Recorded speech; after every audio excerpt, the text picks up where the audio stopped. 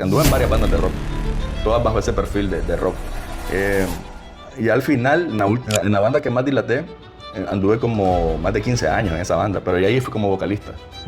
Así que fue de la ruptura de dos bandas de ese tiempo en la escena del metal nicaragüense, que estaba creciendo de manera descomunal, recuerdo. Porque estaba en su apogeo. Sí, había un crecimiento en la escena brutal. Y hubo una ruptura de dos bandas en la cual yo pertenecía a una que se estaba formando, que se llamaba Legión, y entonces se rompió. Hace nombre, Dani. Sí. Sí, hombre. Entonces hubo esa ruptura de esa banda y hubo la ruptura de otra que se llamaba Maligno. Y entonces... Espérate, te voy a interrumpir ahí. O sea, la banda en la que tocaba vos se llamaba Legión. Y la otra que se rompe se llamaba Maligno. Sí. Son nombres dulces. Nombres pesados. Nombres dulces. Y entonces de la ruptura de esas dos bandas quedaron 4 integrantes, 2 de Maligno, 2 de Legión, y formaron una banda que se llamó Maleficia. La sangre de Cristo tiene poder. Son nombres, porque vos sabes que es rock, entonces sí, claro. Conlleva como ponerle nombres así fuertes, pues. Entonces, entonces en esa banda Maleficia fue que tuvieron problemas con los vocalistas y como ya conocía a uno de los integrantes porque fuimos miembros de una banda anterior, él fue el que me recomendó que podía probar conmigo como vocalista en esa banda.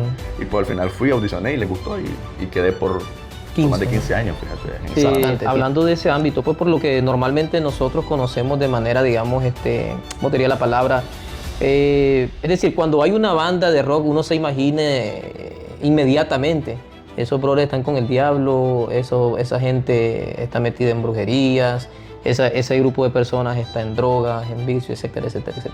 Yo te pregunto si en ese tiempo que vos tuviste, eso se daba. Fíjate que son estereotipos, la verdad, ese tipo de cosas, porque no, fíjate, yo conozco bastante, de hecho tengo montones de amigos, fíjate, metaleros que son súper sanos, muy sanos, o sea, van a los conciertos, están con tal vez un cigarro, creo que es lo más que he visto, y están escuchando la música y eso. Si no te niego que también se mueve, gente que le gusta ir a tomar y otro tipo de cosas. Yo, por ejemplo, en lo personal, fui uno que me descargué demasiado. Yo me empecé a enviciar con el alcohol. Empecé a tomar casi que diario, de repente después diario. Una cosa fue llevando a la otra. Empecé a sentir por las drogas y empecé también a drogarme y lo hacía diario. Hasta el punto que me volví adicto a eso, a la droga y al alcohol. Pero no necesariamente por la música, fíjate, porque si hace un análisis general en cualquier ámbito musical, se mueve el vicio, pues, o sea, me imagino que eso es conforme el enemigo siempre busca cómo atacar a las personas y destruirlas a través de las drogas y el alcohol, a través de sus gustos, porque vos también puedes ir a un concierto de salsa y puedes ver igual la misma perdición, o a un concierto de música romántica, igual vas a ver gente tomada o drogándose. Así es. Entonces, a veces los estereotipos son los que arruinan las cosas, pero sí, como en otros géneros se mueven cosas así como de ese tipo de vicios. Yo pertenecía a una comunidad que era como satánica, por decirlo así, que eran satanistas, pero no eran formados, digamos, que ellos eran una secta satánica tal, sino que eran brujos y satanistas que se reunían a hacer cosas, a hacer misas, a hacer... ¿Tú eras parte? Sí, de manera como curiosa yo llegué hasta ese lugar porque me estaban ocurriendo una serie de situaciones espirituales que yo no entendía y me tenían muy incómodo, me tenían muy estorbado, la verdad, que yo no podía ni dormir. Y alguien me recomendó con una persona que la fuera a visitar y le contara lo que me estaba pasando y ella me iba a ayudar. Y esa persona que me recomendaron era una bruja de generaciones. Ella me dijo que era una bruja de 5ª generación. Y yo le empecé a contar lo que me pasaba y me dijo que yo era un elegido, que ella con toda su trayectoria no había podido experimentar lo que a mí me estaba pasando de manera natural, sin saber nada de eso. Entonces cuando me mencionó todas esas cosas, yo sentí como que más bien me gustaba lo que me estaba diciendo. Y me gustó y me empecé a empapar más de ese mundo, a conocer más, digamos, de ese tipo de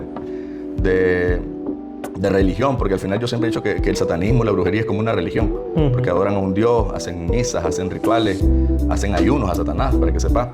A veces ese tipo de gente son más aplicada que nosotros los cristianos. Más disciplinados, sí, más entregados. Y se respetan mucho entre ellos mismos. Dani, te interrumpo. O sea, me llama la atención. Vos llegas a ese lugar buscando ayuda, ¿verdad? Algo estaba pasando con tu persona y vas buscando ayuda.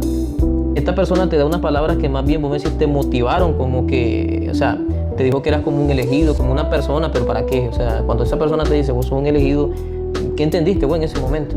O sea, que terminó la frase, me dijo, sos un elegido de mi Señor, dice, refiriéndose a Satanás. Me dijo que era un elegido de él porque estaba experimentando cosas que ni ella, que era una bruja de 5ª generación, había podido llegar a ese nivel. Porque lo que me estaba pasando eran cosas que puede experimentar un satanista que ya tiene años de estar en eso, que ha pasado una serie de procesos, o como cuando vas a la universidad, pues que vas escalando, vas pasando examen y vas escalando de nivel. imagino que ellos tienen su forma de ir escalando, ¿no? Ese tipo de posición, por decirlo así, en el ocultismo. Yo fui así, o sea, sin pedir, sin saber, fue de manera casual. Pero yo sé que todo era un plan del enemigo, pues, porque me quería destruir, pero como Dios es poderoso y obviamente Él es el rey de la sabiduría, ocupó todo eso y lo permitió para que hoy en día yo pueda, pues, compartir este tipo de experiencias con jóvenes, pues, y sepan que ese mundo es real y que existe. Yo, gracias a Dios, que no creen en fundación y visitamos, fíjate, la vez pasada fuimos a un centro de rehabilitación allá en Matiguás, Matagalpa. Mira qué poderoso. Fuimos ahí, vamos al hospital de las mujeres con cáncer. Qué bueno. Vamos a los albergues del hospital de la mascota, de los niños con cáncer. Y así estamos siempre moviéndonos y buscando cómo llevar esa luz que Dios nos ha dado a nosotros por gracia y por misericordia. Y tratar de dejar ahí un grano, pues, de luz, darles un grano de vida a esa gente. Como una persona que estuvo metido, que se más de 15 años metido en el ocultismo, o sea, en este asunto de brujería, estudiando, que le dieron una palabra, digamos, de que era escogido por el mismo Satanás para una misión, que sea algo así. ¿Cómo esta persona llega a tener un encuentro con Cristo? Una persona que estaba metido en el rock. O sea, ¿cómo salir de eso? Fue paulatino, fíjate, porque después yo haciendo recuento de cuando Dios empezó a tocar mi corazón, fue poco a poco, como que Dios preparando el camino. Pero te voy a contar algo, hay cosas que hay personas que no saben, pero yo prácticamente crecí en la iglesia. Mi familia, desde que estaba muy chiquito, mi mamá y unas tías empezaron a ir a la iglesia. Entonces yo las acompañaba, obviamente. Yo me acuerdo que desde muy pequeño, el día que mi mamá pasó al altar a aceptar a Cristo como su Salvador, yo igual pasé con ella, pasamos ambos. De hecho, ambos nos bautizamos también. Porque en ese proceso de que yo acepté al Señor, yo miraba la música en la iglesia y como ya tenía el amor por la música y esa conexión, en la iglesia no fue la excepción. Yo sentía una paz y algo tan bonito y tan maravilloso a través de la alabanza, en la música, que yo quería ser parte de ello. Entonces, para ser parte, vos sabes, del servicio en la iglesia tenés que estar bautizado, uno de los requisitos de la iglesia cristiana. El bautismo no es por nada místico, pues, sino que más que todo es como algo que te garantiza que sos una persona ya de un nivel espiritual maduro y no vas a tomar las cosas como juego, pues. Entonces, por eso mi anhelo era por bautizarme para estar en orden con Dios y poder servir en la música. Y yo bautizándome y subiendo al altar en la batería y servía ahí en varias cosas. Pero igual, al mismo tiempo, estaba ocurriendo lo de las bandas de rock y todas esas cosas. Andaba como que en las dos cosas yo, porque por el amor a la música. Entonces no medía las consecuencias de lo que estaba haciendo, digamos, al estar jugando con ambas áreas. Y al final me terminó arrastrando más la música, digamos, como le llaman, secular. Y pues anduve hasta el sol de hoy, pues que ya el Señor empezó a tratar. Pero cuando Dios empezó a tocar mi vida, recuerdo que hubo un episodio con uno de mis mejores amigos que se llama... Bueno, voy a obviar su nombre, pero él sabe quién es. Recuerdo que un día él se me acercó y me dice, Dani, él me invitaba bastante a su iglesia. Él es mucho menor que yo, tiene como 10 años menor que yo. Y yo me acuerdo que estaba más pequeño y me decía, Dani, te invito a mi iglesia. Yo con el pelo hasta la cintura, con camisas desmangadas, unas botas así enormes, siempre de negro. Era una apariencia bastante intimidante, por decirlo así. ¿Y más que sos grande? Sí, hombre. Entonces, y él se atrevía y se acercaba y me invitaba a la iglesia y le decía que no. Allá otro día, te invito a mi iglesia, te dije que no.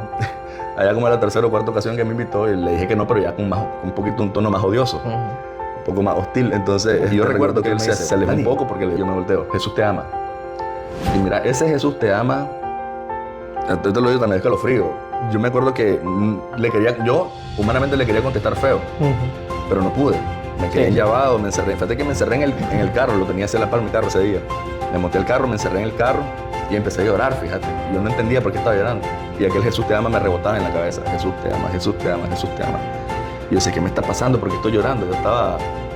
pero no lo entendía. No entendías qué pasaba. Después, así en otras ocasiones, que de repente en un semáforo me encontraba un niño y me daba un tratado con lo mismo, Jesús te ama, ven a Cristo. Yo los agarraba, se los rompía, se los tiraba. Era bien hostil con la gente cristiana porque les había tomado odio, fíjate. Por lo mismo que andaba en el lado contrario, obviamente Satanás iba a crear en mí un sentimiento de rechazo hacia ellos. Y pues, poco a poco así Dios fue digamos, preparando el terreno para... Pero yo me ponía renuente, pues, o sea, yo siempre estaba rebelde, que no quería. Hasta que llegó un punto ya que toqué fondo, por decirlo así. Toqué fondo, bueno, me escapé de morir en varias ocasiones, pero la que más recuerdo fue una que me dio un infarto y me revivieron con choques eléctricos.